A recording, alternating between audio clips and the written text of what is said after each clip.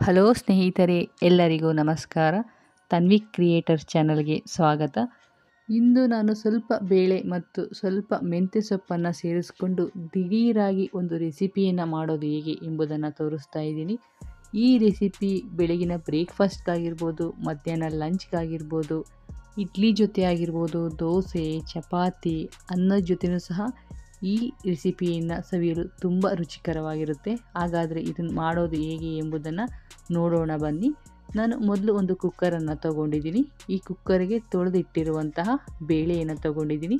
ಒಂದು ಬಟ್ಲು ಮೆಂತ್ಯ ಸೊಪ್ಪನ್ನು ತಗೊಂಡಿದ್ದೀನಿ.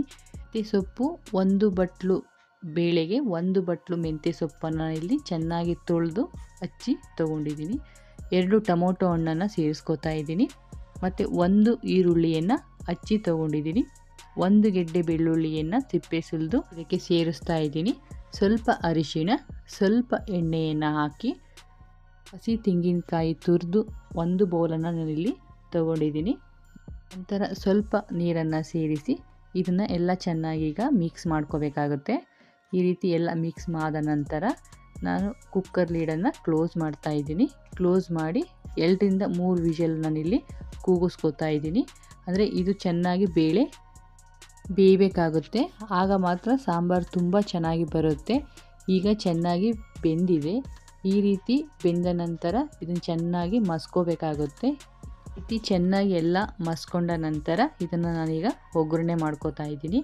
ಮೊದಲು ಒಂದು ಪಾತ್ರೆಯನ್ನು ತಗೊಂಡಿದ್ದೀನಿ. ಇದಕ್ಕೆ ಸ್ವಲ್ಪ ಎಣ್ಣೆಯನ್ನು ಸೇರಿಸಿ ಸ್ವಲ್ಪ ಸಾಸಿವೆಯನ್ನು ಸೇರಿಸ್ತಾ ಇದ್ದೀನಿ. ಅದು ಚಿಟಪಟ ಎಂದ ಮೇಲೆ ಸ್ವಲ್ಪ ನಾನಿಲ್ಲಿ ಜೀರಿಗೆಯನ್ನು, ನಂತರ ಕರಿಬೇವಿನ ಸೊಪ್ಪನ್ನು ಹಾಕಿ ನಾವೀಗ ಮಸ್ಕೊಂಡು ಎತ್ತಿಟ್ಟಿದ್ದಂಥ ಈ ಸಾಂಬಾರು ದಾಲನ್ನು ನಾನು ಹಾಕ್ತಾ ಇದ್ದೀನಿ.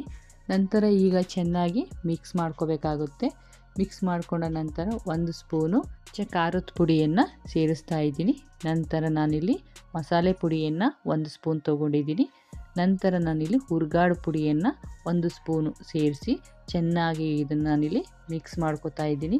ಈಗ ಎಲ್ಲ ಪುಡಿಯು ಸಹ ಸೇರಿಸಿರುವಂತಹ ಪುಡಿ ಎಲ್ಲ ಸಾಂಬಾರಿಗೂ ಚೆನ್ನಾಗಿ ಮಿಕ್ಸ್ ಆಗಬೇಕು. ಈಗ ರುಚಿಗೆ ತಕ್ಕಷ್ಟು ಉಪ್ಪನ್ನು ಸೇರಿಸ್ಕೋಬೇಕು. ಈ ರೀತಿ ಸೇರಿಸ್ಕೊಂಡ ನಂತರ ಒಂದು 2ರಿಂದ 3 ಕುದಿಯನ್ನು ಕುದಿಸಿದ್ರೆ ಸಾಕಾಗುತ್ತೆ. ಇಲ್ಲಿ ನಿಮಗೆ ಸಾಂಬಾರು ರೀತಿಯಲ್ಲಿ ಬೇಕಾದರೆ ಸ್ವಲ್ಪ ನೀರನ್ನು ಆ್ಯಡ್ ಮಾಡಿ, ಇಲ್ಲ ನಮಗೆ ಚಪಾತಿ ಅಥವಾ ದೋಸೆಗೆ ಬೇಕಂದರೆ ಗಟ್ಟಿಯಾಗಿ ಮಾಡಿಕೊಂಡು ನಾವು ಇದನ್ನು ದೋಸೆ ಅಥವಾ ಚಪಾತಿಗೂ ಸಹ ಅಥವಾ ಇಡ್ಲಿಗೂ ಸಹ ನಾವು ಇದನ್ನು ಸವಿಬೋದು. ಈಗ ನಾನು ಇದನ್ನು ಮಧ್ಯಾಹ್ನದ ಲಂಚಿಗೆ ಮಾಡ್ಕೊಳ್ಳೋದ್ರಿಂದ ಸ್ವಲ್ಪ ತಿಳಿಯಾಗಿ ಅನ್ನಕ್ಕೆ ಮಾಡ್ಕೋತಾ ಇದ್ದೀನಿ. ಸ್ವಲ್ಪ ಹುಣಸೆ ರಸವನ್ನು ನಾನಿಲ್ಲಿ ಸೇರಿಸ್ತಾ ಇದ್ದೀನಿ. ಈಗ ಚೆನ್ನಾಗಿ ಎಲ್ಲವನ್ನು ಮಿಕ್ಸ್ ಮಾಡ್ಕೊಳ್ಳೋಣ. ಮಿಕ್ಸ್ ಮಾಡ್ಕೊಂಡ ನಂತರ ಒಂದು 2ರಿಂದ 3 ಕುದಿಯನ್ನು ಕುದಿಸಿದ್ರೆ ತುಂಬ ರುಚಿಕರವಾದಂತಹ ಒಳ್ಳೆ ಬ್ರೇಕ್ಫಾಸ್ಟ್ಗಾಗಿರ್ಬೋದು, ಲಂಚ್ಗಾಗಿರ್ಬೋದು ಈ ರೆಸಿಪಿ ರೆಡಿ ಆಗುತ್ತೆ. ಈಗ ಇದಕ್ಕೆ ಸ್ವಲ್ಪ ಮೇಲೆ ಕೊತ್ತಂಬರಿ ಸೊಪ್ಪನ್ನು ನಾವು ಸೇರಿಸಿದ್ರೆ ಈ ರೆಸಿಪಿ ರೆಡಿ ಆಗುತ್ತೆ. ಈ ರೀತಿ ಕಡಿಮೆ ಸಮಯದಲ್ಲಿ ಸ್ವಲ್ಪ ಪದಾರ್ಥಗಳನ್ನೇ ಬಳಸಿ ದಿಢೀರಾಗಿ ನಾವು ಒಂದು ತುಂಬ ರುಚಿಕರವಾದಂತಹ ಆರೋಗ್ಯಕರವಾದಂತಹ ರೆಸಿಪಿ ರೆಡಿ ಆಗುತ್ತೆ.